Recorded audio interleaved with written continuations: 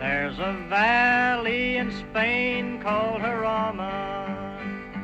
It's a place that we all know so well. It was there that we fought against the fascists. We saw a peaceful valley turn to hell. From this valley they say we are going, but don't hasten to bid us adieu. Even though we lost the battle at Jarama, we'll set this valley free before we're through. We were men of the Lincoln Battalion. We're proud of the fight that we made. We know that you people of the valley will remember our Lincoln Brigade. From this valley they say we are going, but don't hasten to bid us adieu. Even though we lost that battle at Jarama, we will set this valley free before we're through. You will never find peace with these fascists. You will never find friends such as we. So remember that valley of Jarama and the people that'll set that valley free. From this valley they say that we're going. Don't hasten to bid us adieu. Even though we lost the battle at Jarama, we'll set this valley free before we're through. All this world is like this valley called Jarama, so green and so bright and so fair. No fascist can dwell in our valley, nor breathe in our new freedom's air. From this valley they say that we're going. Do not hasten to bid us adieu.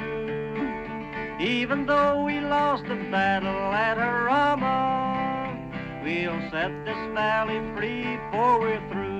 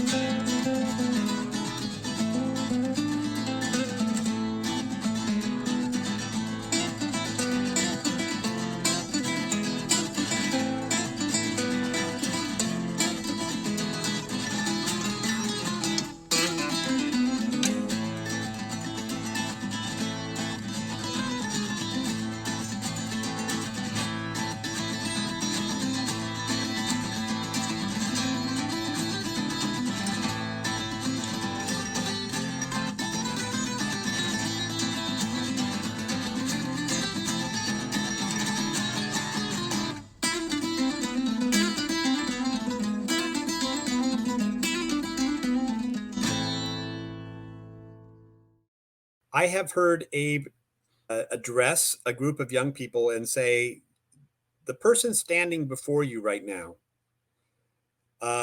in many ways, is a big loser. I'm a loser. I lost in Spain. I wasn't on the winning side in Spain. I went down to Mississippi in 1964 and tried to do some organizing work in an all-black county, and was physically assaulted. And did he get rid of Jim Crow in 1964 Mississippi? Obviously not. He went down to Nicaragua in the 1980s and tried to again build a community center, a place where people could organize, improve their lives. And the Sandinistas burned it all down. So Abe would say, if you're looking for a winner, I'm not your guy. I've been on the losing end many, many times. But you don't get into a conflict. You don't stand up. You don't raise your voice because you think you're going to win, because you think you're on the winning side. You do it because it's what's right. You do it because your heart and your mind tell you that this has to be done. And that's why you do it. So, for example, he lived for a time in Venice Beach, California. And he was trying to promote a playground in a prime piece of real estate. There was nowhere for kids to play. And so Abe wanted to have the city dedicate this plot of land for a playground. Of course, they wanted to develop it and, get lots of tax money from maybe some condos or big houses or whatever. So he and his friends under cover of night built a playground, at least a functioning playground. And then they got kids and parents who were involved to basically chain themselves to the playground equipment. And he basically forced the city to say, okay, do you want to arrest a bunch of kids on a playground?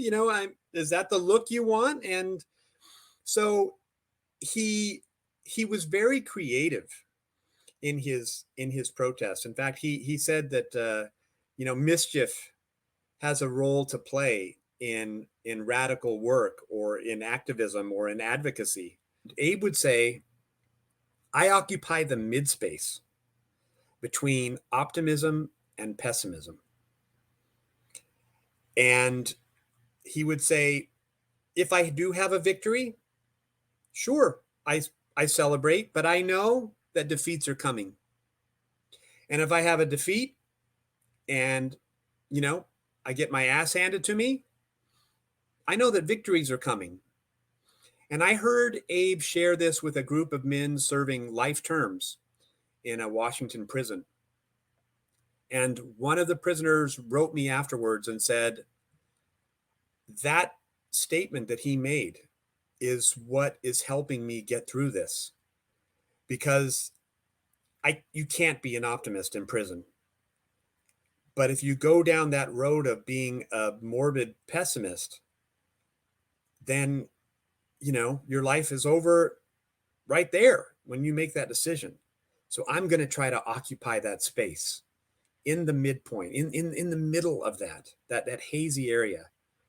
And I think for a lot of us, especially activists and advocates who are up against it, maybe if we occupy that space, we'll become what Abe would say, long distance runners. A lot of sprinters. There's a lot of sprinters in advocacy and activism work. They're on fire. They see something, and then they see what it takes and they start to lose and they get rebuffed and they get arrested. They get whatever it is. They lose a job and they're out for the count. Abe was interested in helping young people to become long distance runners. Guess I'll jump in right here, if that's okay. I first met Abe in 1974. I was a graduate student at the University of Wisconsin-Madison. He had come to town to screen his brand new film called Dreams and Nightmares. And at the time, it was an important moment for me because I have deep connections with the Lincolns on both sides of my family. And I knew about their stories. I had grown up hearing about this stuff, but I didn't really know much about them. And Abe's film, and also meeting and getting to know him, really inspired me to get to know more of these people from the human side, which is something I've been doing for a number of years now. And the thing about Abe that so impressed me, too, was the fact that, his life did not stop with Spain. I'm sorry to say there are some vets who survived whose sort of life stopped in some ways in 1939. But Abe was a filmmaker. He was an artist. He was a skilled artisan, a carpenter. He had a very full life. And that film was really important for me. I stayed in touch with him. And once ALBA was formed and I got involved with ALBA, I did a number of different events with him, corresponded with him. And he always seemed to me to be a kind of embodiment of everything that was great and good. about the people that volunteered for Spain? As some of you know, I was born and raised in Italy and spent most of my good chunk of my early years in Europe. So the Spanish Civil War was very much part of my life, of my political awakening, and of the world I lived in terms of friends. And my high school teacher was a Spanish vet. And I ran into Abe a few times in the 80s, but the first time we really got to spend some time together was in 96.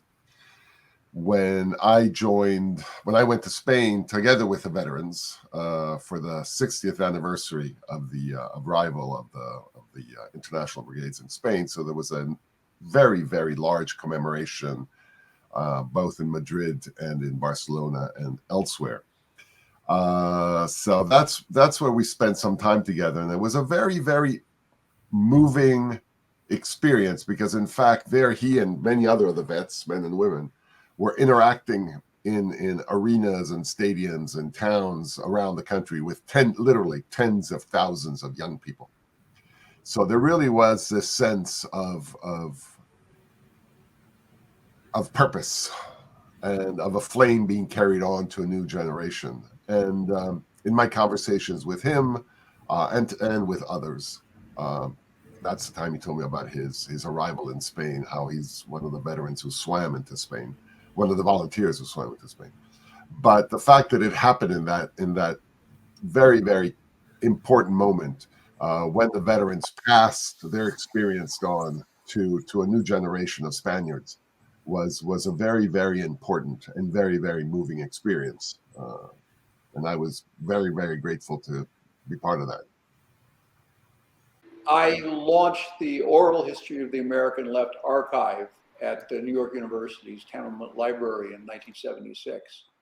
And over the period of the next half dozen years, interviewed hundreds of old timers. Now, the grant was for immigrant old timers, so they tended to be of an even earlier generation. As it turned out, many of them Yiddish-speaking communists and former communists. But in doing that, I ran into a half dozen of the former volunteers and saw the key role that they had played within the history of the left in general. But I think more specifically, they carried a vital memory of how the struggle in Spain was a sort of turning point for the American left at large.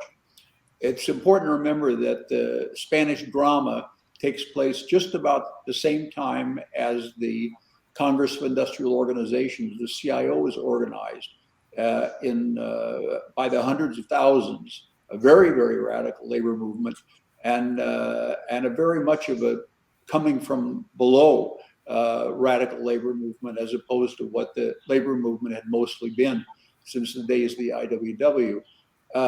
And at the same time as the Spanish Civil War, or just slightly after, we get the formation of things like the American Slav Congress, with hundreds of thousands of Slavs who were very often part of the CIO and represent, along with more than a dozen other ethnic groups and African Americans, a sort of a sweep of people from various parts of life, but especially of people who felt excluded from the WASP American life, that idea still being dominant, really, in many cultural ways, the sweep into the mainstream as a moment of struggle that carries on really through the end of the Second World War and a year or two after, until the repression comes down on everyone and all these massive movements.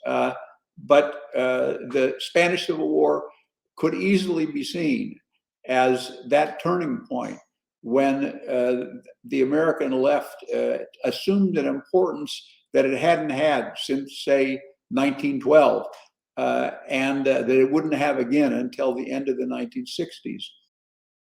They were the greatest, in my view, of the greatest generation, if you want to run with that well-known thing, right? They were there 5 years before the rest of the U.S.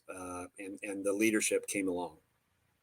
And the question remains, what would have happened in 1937 if the full weight and might of what the U.S. had to offer was thrown in support of the Republic. Now, Abe would tell me this was never going to happen, and he makes a good case for that. But if it had happened, what would have happened? It would have been a signal to Hitler immediately that his, incursions into other territories would be immediately opposed by a formidable, foe. So I don't know what would have happened. I'd like to think that the worst of what happened in World War II could have been avoided.